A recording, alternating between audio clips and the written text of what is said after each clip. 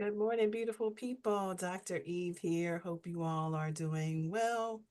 It is a pleasure to be back in the studio today, bringing you solutions over problems in consumer protection. For those of you who are here for the first time, I am Dr. Eve, your community health and human service educator. And this channel is dedicated to all of the beautiful people, the first responders out there who are working with consumers. My goal here is to bring you access, education, and support on the journey to becoming who God has called you to become. I am a faith-based believer. I'm excited and on fire for God, and I dedicate my life to Him and the work that I do to the kingdom. So, truly excited to be here with you again. And we are diving into some very important topics today. And as I set this up, I want to make sure that I have you all here in the studio ready to go and answer any questions that you may have, because I am going to be sharing a lot of information, and I want to make sure that if you have questions, I might not have all the answers, but I will try to do my best to serve you. So here we go. I want to make sure that I have all of my folks who are in the chat room up and ready so that I can see you and answer any questions that you may have. I am not seeing okay, I can see it now in the top chat. So I can see you in the chat space. So if you have questions, make sure that you are typing them in the chat so that I can answer any questions that you may have. Okay. So we're going to be talking about solutions over problems. If you know me and the work that I've been doing over the last 30 plus years, you know that I never present a problem without looking at what might be some potential solutions. We will maintain a sense of unbiasedness over here as I practice a little bit of journalism, a little bit of communication, because I don't want to always be presenting opinions about a thing. My final authority is always going to be the Bible, so I refer others. I really do restrained from presenting opinions about a thing, but I will give you some of the solutions that I think are viable based on the evidence, based on research. How do we navigate some potential ways to navigate to develop solutions for some of the problems that we're facing in the world today.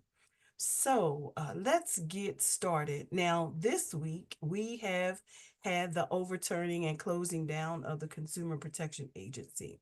One of the things that I work very diligently to do as an independent business owner is to make sure that I have books, lots and lots of books, because when people start scraping the internet, or shutting down or blacking out, the one thing you want to be able to do is have some reference materials.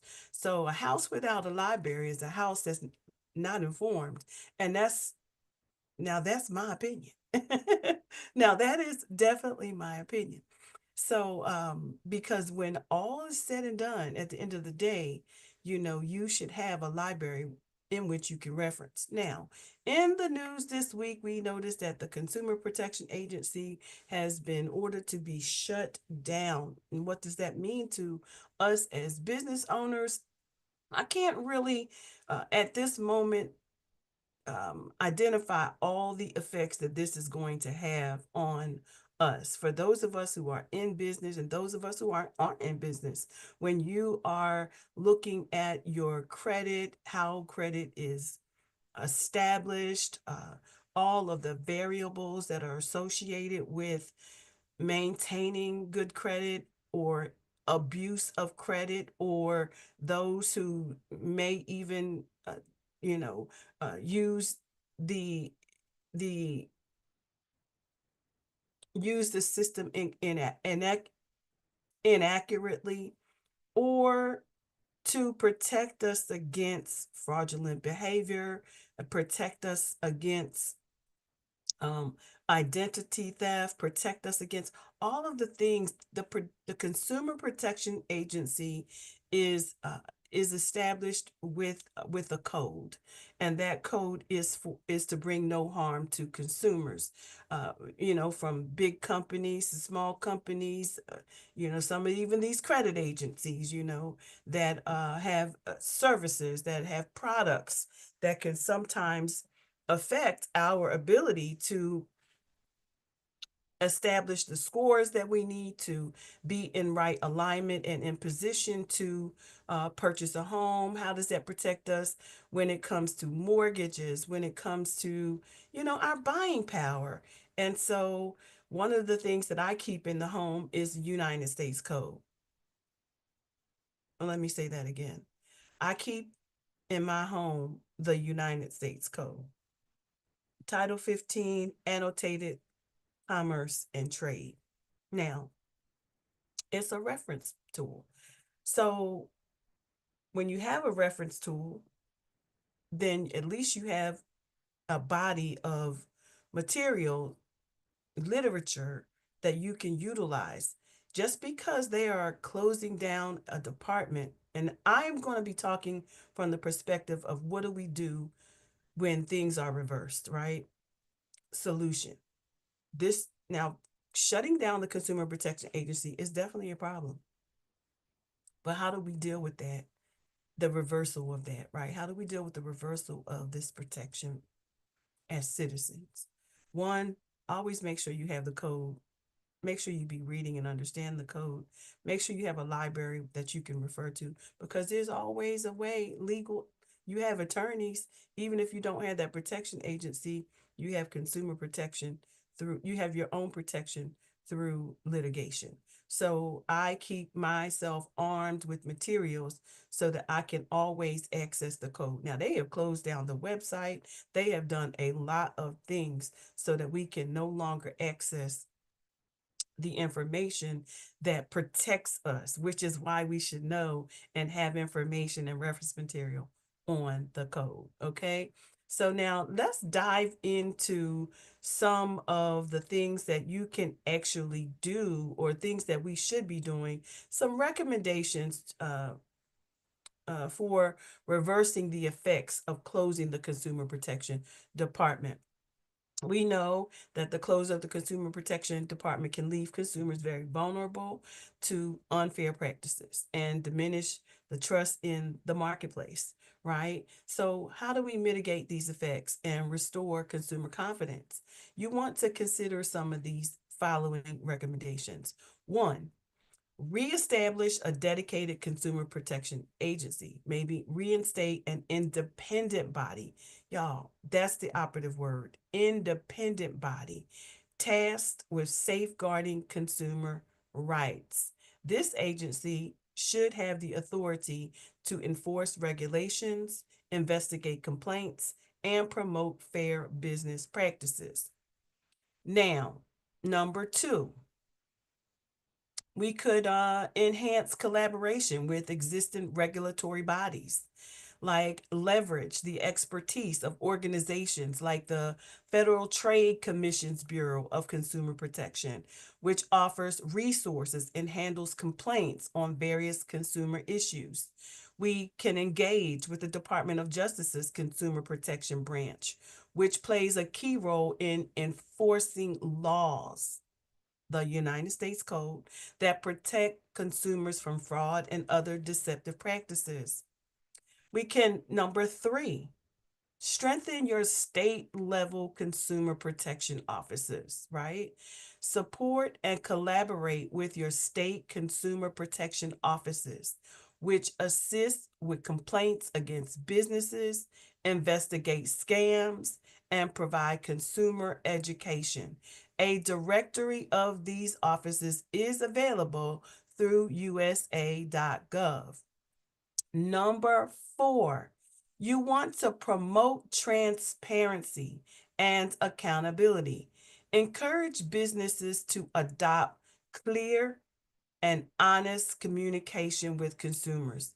Implement policies that require transparent disclosure of product information, pricing, and terms of services, right? Number five, facilitate consumer education and awareness. Launch initiatives to educate consumers about their rights and how to identify unfair practices. Provide accessible resources to help consumers make informed decisions, right? Number six, you want to establish efficient complaint resolution mechanisms. Create streamlined processes for consumers to report grievances and seek redress. This could include online platforms for submitting complaints and tracking their resolutions. Now, this is a lot of work, y'all, but when we come up against systems that want to debunk everything that we have in place to protect us, we have to, by every means necessary, do what's necessary. Number seven, you want to implement some robust data protection regulations, enforce some strict guidelines on how businesses collect, store, and use consumer data. The Consumer Financial Protection Bureau has proposed rules to regulate data brokers under the Fair Credit Reporting Act, aiming to curb predatory practices. Use your code, everyone. Your code is something that can help you to reverse some of what is going on. Number eight, encourage legislative support. You want to advocate for laws that reinforce consumer protections, drawing inspiration from frameworks like maybe Dodd-Frank Wall Street Reform and Consumer Protection Act, right? Which establish comprehensive measures to prevent financial abuses. Those are some of the things that have been recommended. I will put some of the sources to this information in the description of this video. As we, begin to, things are looking a little bit different around town right now, but we are people who are able to do all things, and we must believe that we can. And when we believe, we can. And so I want to be able to come here to share with you all that we want to at all costs be looking at, okay, this has happened. How do we reverse the effects of it, right? And so we want to establish some solutions to the problems that we are currently facing. In other news, let's talk about food, water, energy, and shelter. You all know every single day that I come before you in the internet space, it's about home economics. It's about how do we help individuals keep more of their money. And so we're going to talk a little about the statistics that's centering these four domains that are very important to the work that I do to help individuals not only survive but thrive. So the statistics, so this week in the news, of course, we have as of February, as of this month, the food prices in the United States have experienced notable changes, particularly in these particular categories. Eggs. Come on, y'all. Those eggs. A significant avian influenza outbreak has severely impacted egg production, or so they say, leading to substantial price increases. It's leading to theft. It's leading to victimization. It's leading to a lot of things. And in some regions, the cost of eggs have reached up to $8.97. That's for a dozen. I think some of the prices that people are talking about is literally for 2 dozens or maybe a case. So we want to make sure we're differentiating what people are talking about when they say, oh, their prices are $20 an egg. Um, this surge has prompted businesses like even the Waffle House to implement surcharges. Surcharges on some eggs, y'all? what is happening in the world that we now have to impose a surcharge on the eggs? There really, I want to encourage you all to make sure that you are questioning everything, judge with a righteous eye and not your natural, because there are some other things that are happening in the realm of the spirit, and I want you all to be mindful of that. Over another thing in food prices is the overall food inflation, of course, as of since in December 24, we know the US experienced 2.5% increase in food prices compared to the same month in the previous year. We do have something to compare it to, and that's what we always want to do. This rise encompasses a 1.8% increase in prices for food at home and 3.6% increase for food away from home. So, how do we address these things, right? You want to begin, first of all, to keep more of your money, right?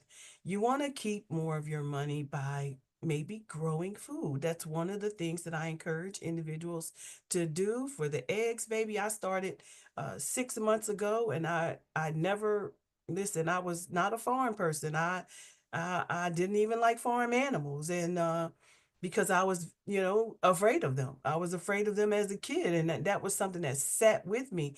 But baby, I learned quickly that listen, we got to do some different things. And you know what? Chickens make amazing pets.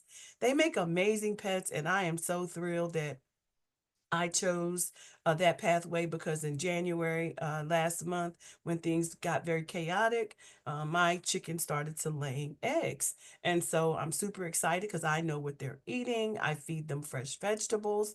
I give them fresh water. I protect them. And so when you know that, you know where your food source is coming from, you have an even greater leverage. So I encourage you, if you check out your code, see what your code says. I know many of you are probably living in these HOAs. Baby, I do not do HOAs because of that very reason. Because, baby, I don't want nobody telling me what I can do over here. All right. Um, Global commodity prices on the international stage in January, we saw a decline in global food commodity prices driven by significant decreases in sugar and vegetable oil prices.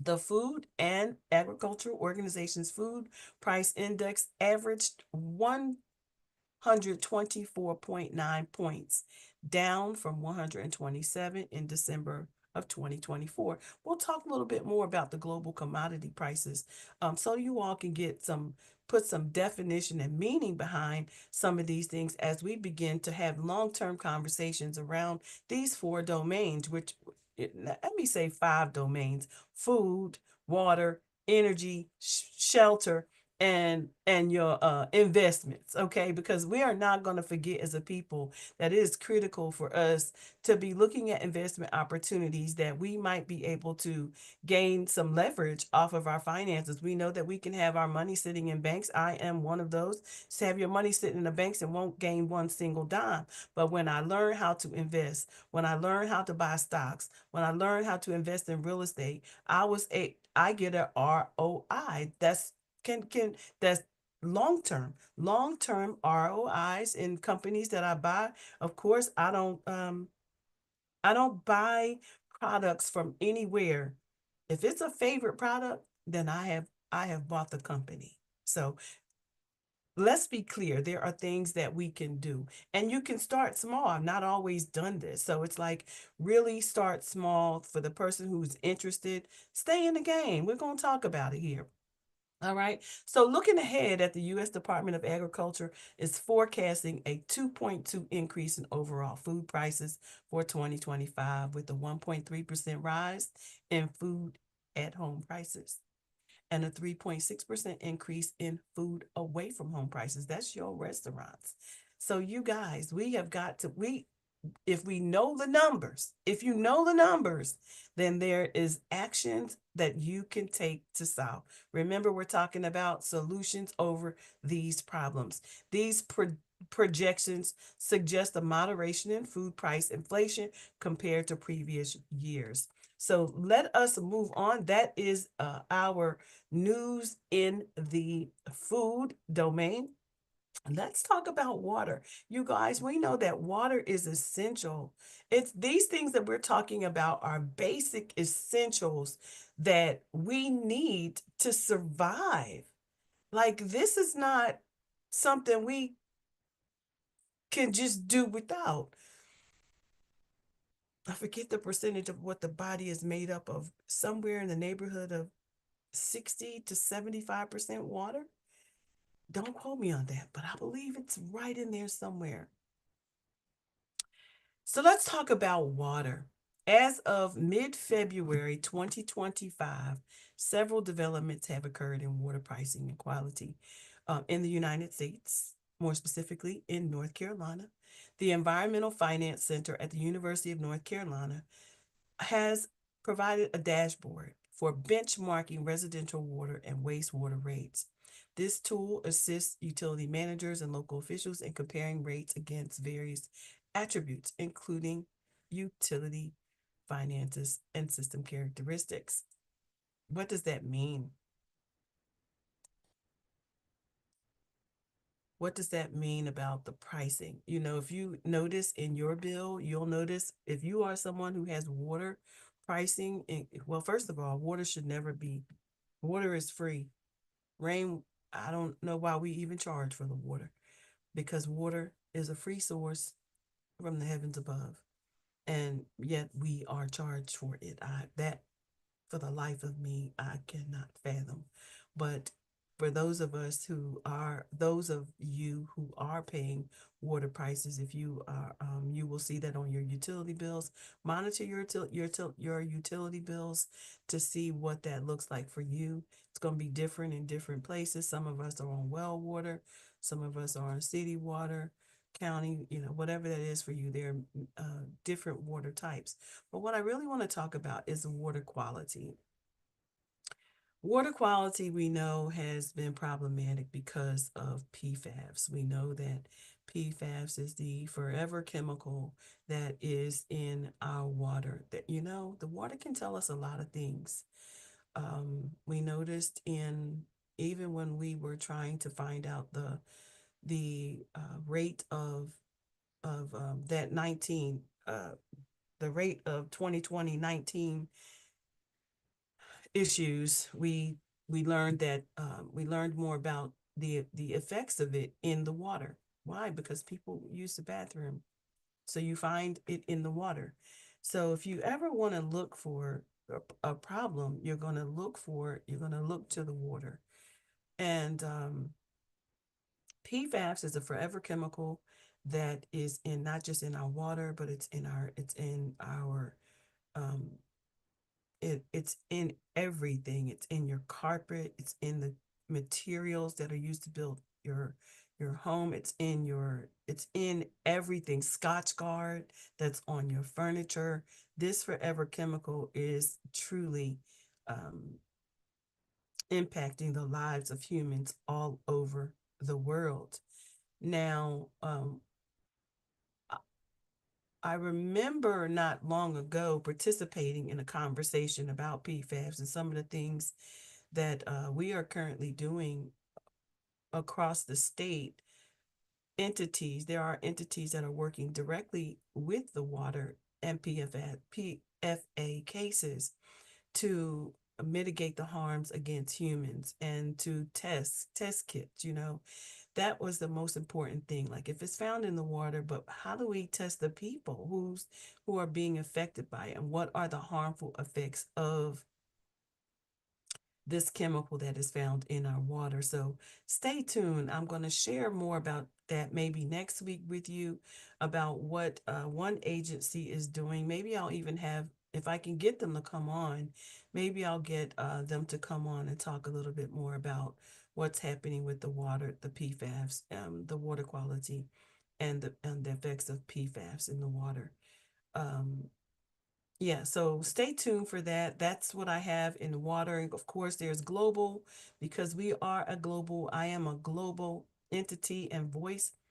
We want to also talk about that. NASA's Earth Data Program continues to support water quality research by providing Data on factors such as ocean color, surface temperature, and microplastic concentrations. Sometimes that can be over our head, but baby, we gotta listen. If we are not at the front row seat of the master class right now, learning about everything because we see so much of our rights being taken away, we are sitting at the, yeah.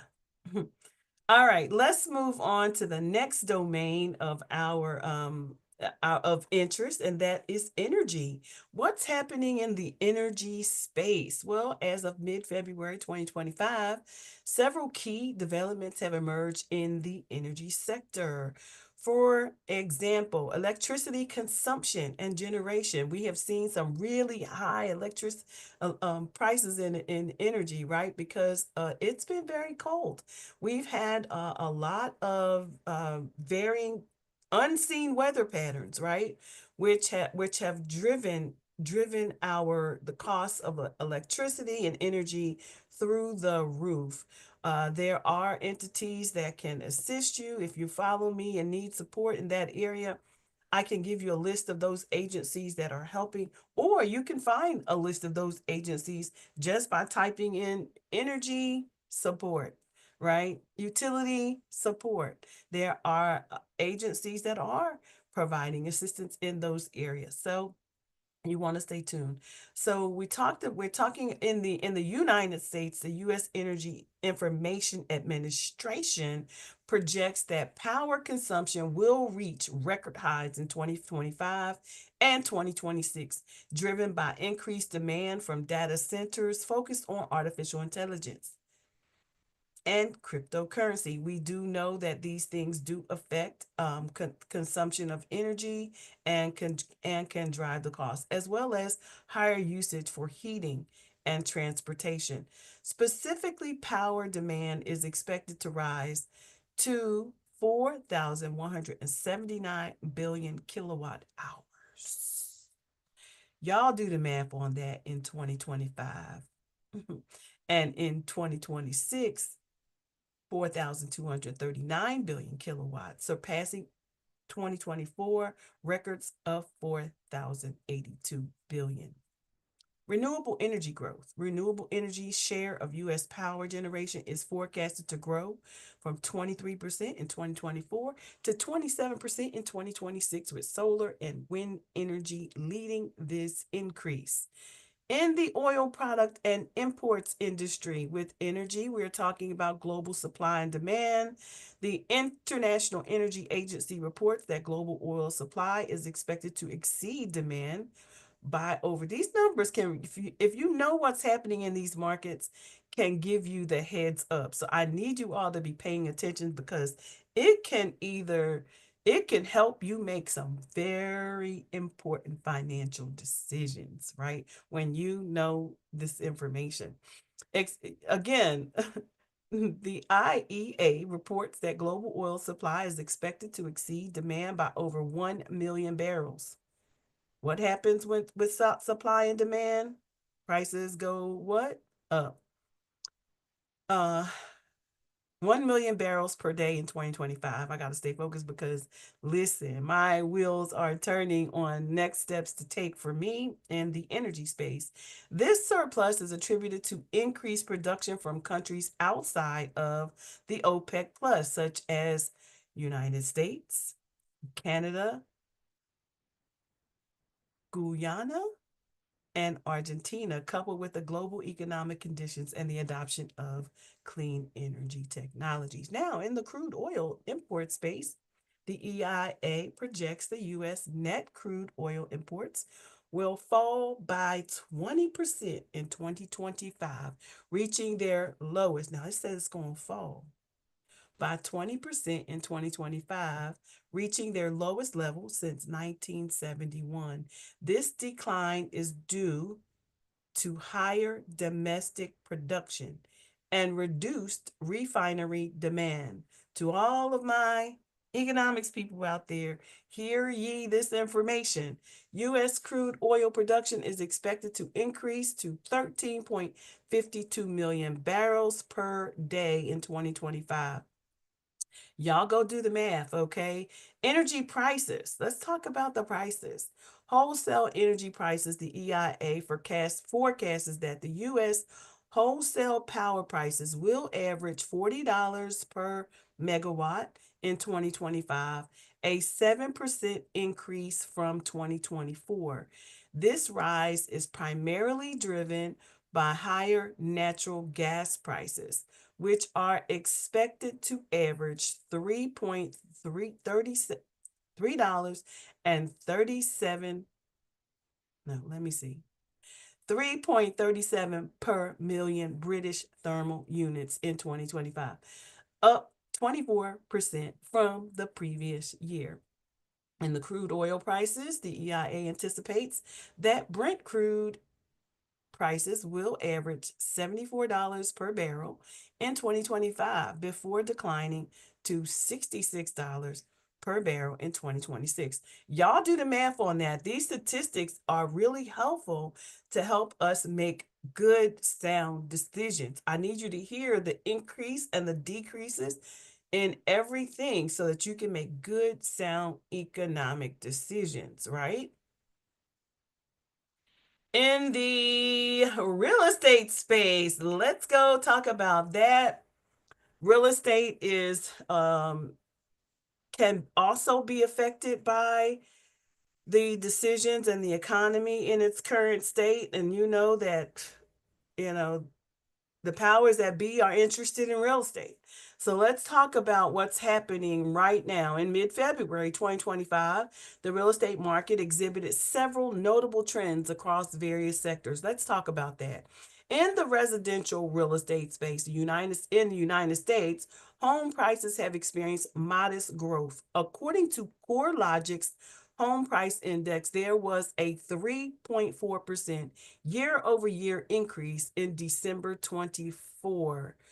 Looking ahead, a 4.1% rise is projected from December 2024 to December 2025. Now, let's talk about commercial real estate. What does that mean? In the United States, the Federal Reserve's 2025 bank stress test, there's such a thing as the Federal Reserve 2025 bank stress test scenarios include severe downturns in both residential and commercial real estate markets.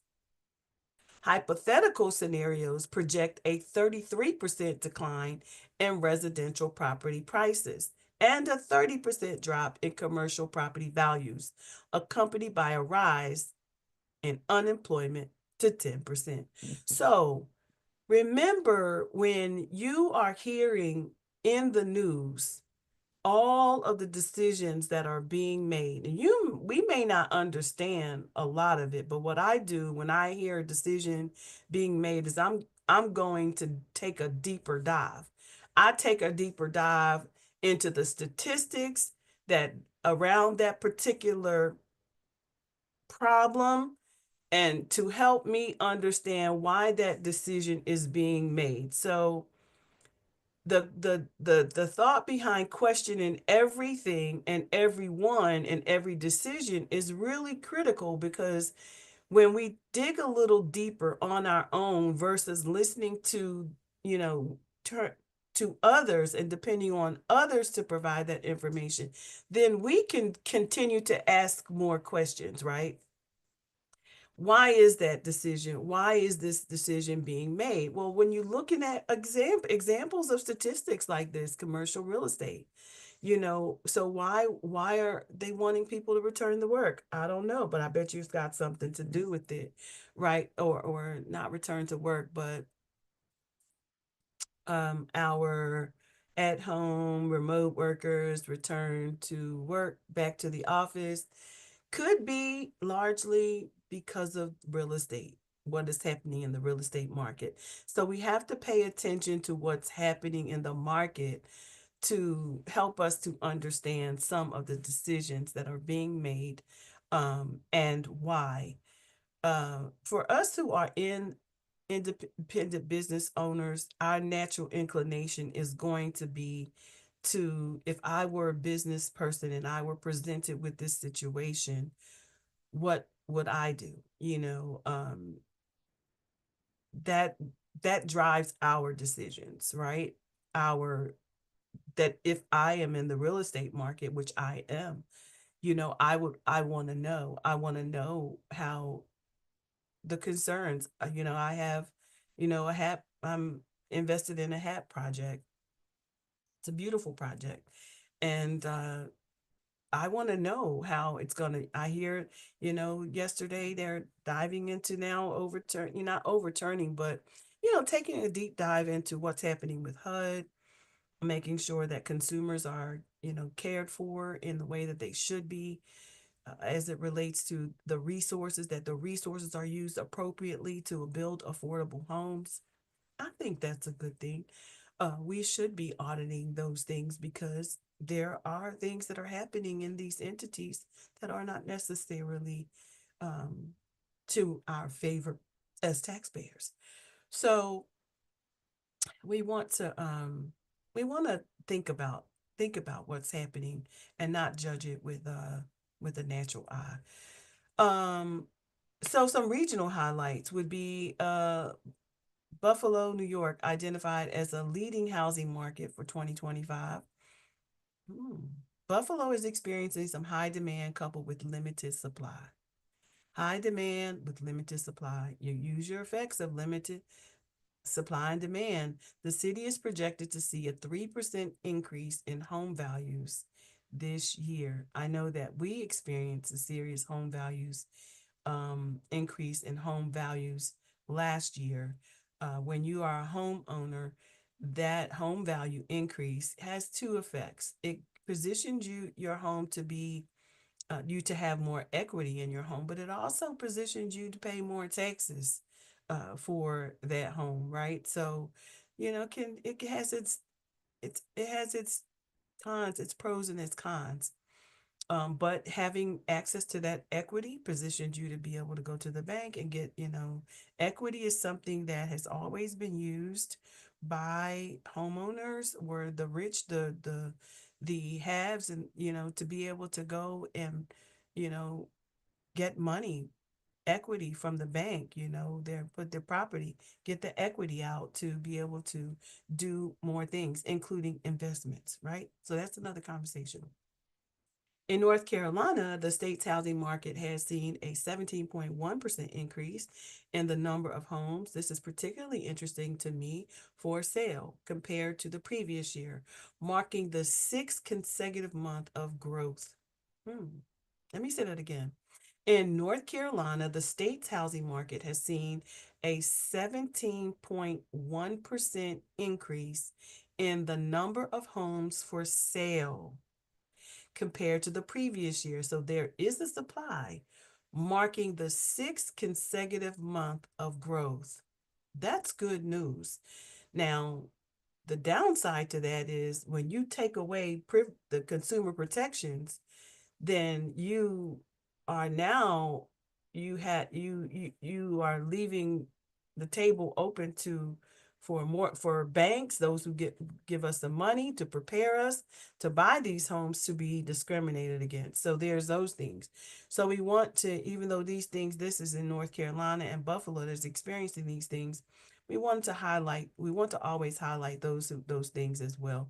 The median home price in North Carolina stands at $376,000, with expectations of a decrease due to the rising inventory levels later in 2025. Those are some good numbers to look at. I'm excited to be looking at this. So, what does the market outlook? Let's look at what does this say in the market?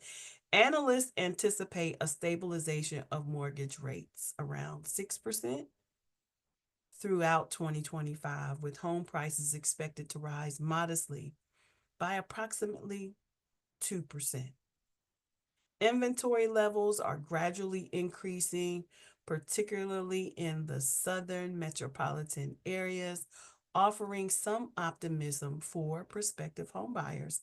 And we'll be talking a little bit more about that in the days to come. We are here in February, y'all. A lot is going on.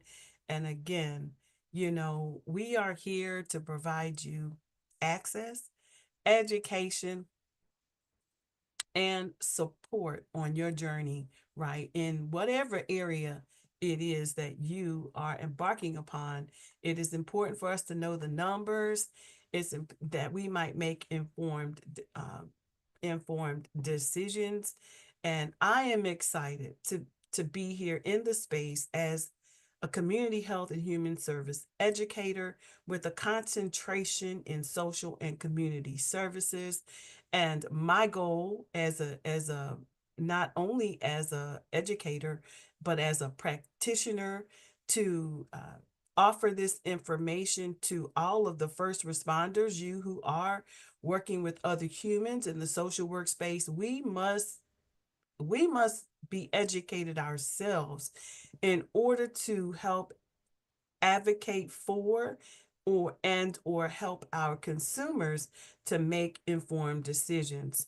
I am Dr. Eve. I am excited to be back in the studio with you all today with another episode of TOLTM Conversations.